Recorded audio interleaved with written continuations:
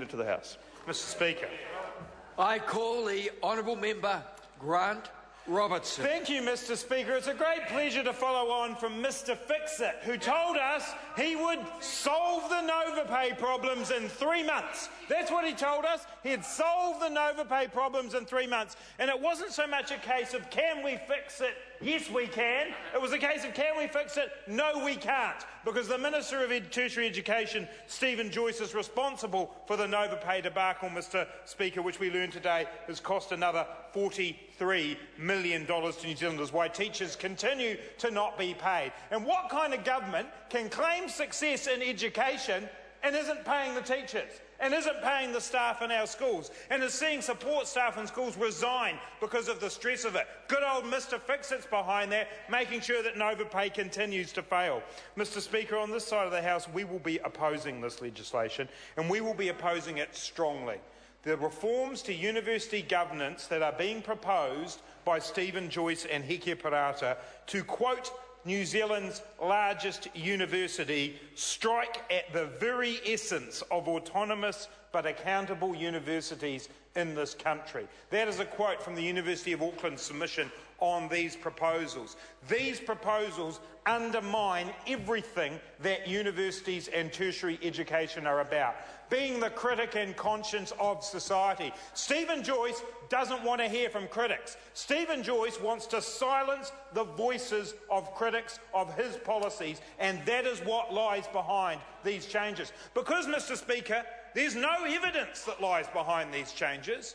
There's no great call for the terrible governance of universities that's driven them financially into the ground. It hasn't happened, Mr Speaker. New Zealand universities are performing generally very well. They're adapting to the so-called modern world that Stephen Joyce talks about very well. There is no problem here. This policy is a solution in search of a problem. It is Stephen Joyce's ideological response to people who disagree with him. It typifies a National Party who do not want to hear about criticism. Be it protest at sea or protest at a university, this government does not want to hear from critics, and it works to silence critics by shutting them out. And we on this side of the House, Mr Speaker, utterly oppose that.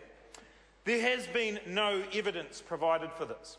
We looked, and what we saw in the regulatory impact statement were a whole lot of could-bes and maybes and might-bes. So current government arrangements, this is what the regulatory impact statement says, may not be optimised.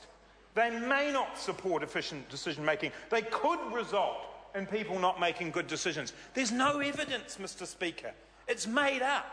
Stephen Joyce is simply putting forward his ideological solution to a problem that he's invented. But maybe, as he said today, large bodies and universities have difficulty making good decisions. Maybe around the world there'll be examples where large councils are causing universities to have terrible performance. Let's look at a few of them. MIT, Massachusetts Institute of Technology, one of the leading innovative research universities in the world. How many people are on their council? 72 people are on their council. And before Stephen Joyce gets too excited, I'm not proposing increasing to 72, but MIT seems to be doing all right. But perhaps that's an outlier. I know, why don't we look to the great universities, to Oxford, to Cambridge? That'll give us a guide. They'll have small councils because there's no way Oxford and Cambridge University could be making good decisions. Well, Mr Speaker, let's look. Oxford, 25 on their council. It's a lot less than 70. It is. Cambridge, 23 on their council. Not 8, not 12, 25 or 23. Stanford, 33. If you look at the 50 top universities in the world, most of them still have this kind of representative model. Many of them have far more than the number of councillors that are proposed in the current law in New Zealand. So there's no relationship here between universities and the size of their governing body and their success. It's just not there. There's no evidence. Stephen Joyce has provided no evidence. There's no problem with the financial performance of universities in New Zealand, and what problems there are certainly won't be dealt with by more of Stephen Joyce's mates being on the councils. There's no evidence that this actually supports better learning, better teaching inside an institution. There's no evidence that universities are not responding to the modern world, that they're not looking at new ways of providing courses, that they're not looking at new ways of attracting students. Stephen Joyce has made up a problem. And he has no real support for this. When they did the consultation process, there were around 2,000 submissions. Almost none of them supported any aspect of this. Almost none. Of the universities themselves, absolutely no one supports the whole proposal. Absolutely nobody. Our two largest universities, Auckland and Otago, have outright rejected the proposal. They don't want it. They're happy with where they are. The excuse that the minister has used of the University of Canterbury, which was looking to reduce the number on its council down to 12, they say they could have done it under the current law. They don't even want the law changed. Nobody wants this apart from Stephen Joyce and possibly his mate Phil O'Reilly, who I expect will come along to the Select Committee and tell us what Stephen Joyce wants him to tell us. But there's nobody else out there, Mr. Speaker. Staff, students, community representatives, none of them want this. And actually, Mr. Speaker, the representative model of governance gives universities something very special. It gives them the ability to have the communities that they serve at the table. If you just want to look at it from an economic perspective, students pay a whole lot of money to be there. Stephen Joyce might understand that argument maybe. But beyond that, universities have a special character. They play a special role in our society. They are the critic and conscience of our society. They represent something that's important about higher learning, about education, about what we want for our society. And the university councils we have show that they are part of their community.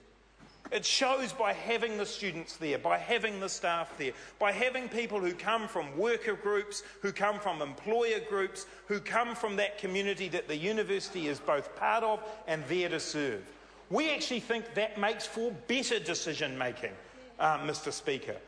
I was on a university council myself. I know that when student voices are there, it makes a difference. I know when staff voices are there, it makes a difference. I actually also know that when employer and union representatives are there, it makes a difference. Better decisions are made because there is a wider representative model. It's actually about inclusion rather than exclusion. But this government is all about who they can exclude, not who they can include in the kinds of decisions that get made. Actually, modern governance theory says that more people should be involved in decision-making in businesses. This is a tired, old policy from the 1980s, and Mr. Joyce might want to throw insults around about dinosaurs in Jurassic Park. Well, he's the one bringing something back from the 1980s, some sort of Chicago School of Management model that says small by definition must be good. And as others have said, and I asked Mr. Joyce in the House a while back, presumably there will be some kind of policy coming from National to reduce the size of Cabinet from 20 to 8 to 12. Because clearly Cabinet as a body of 20 is not capable of making good decisions, because large bodies of 20 could not be capable of making a good decision. So presumably Stephen Joyce will practice what he preaches in that regard. I think not. Mr. Speaker, this bill is ill thought out. It will cause problems. It will cause trouble. The answer in the regulatory impact statement was to say, let's manage it by saying things that will placate people. The reality is this will reduce the representation of key stakeholders in a university. It will limit the range of views that are at the table, and it will lead to poorer governance, not better governance. The Labour Party strongly opposes this legislation. I call the honourable member Catherine Delahunty. Tēnā koe, Ms. Delahunty. Tēnā koe, Mr. Speaker. Tēnā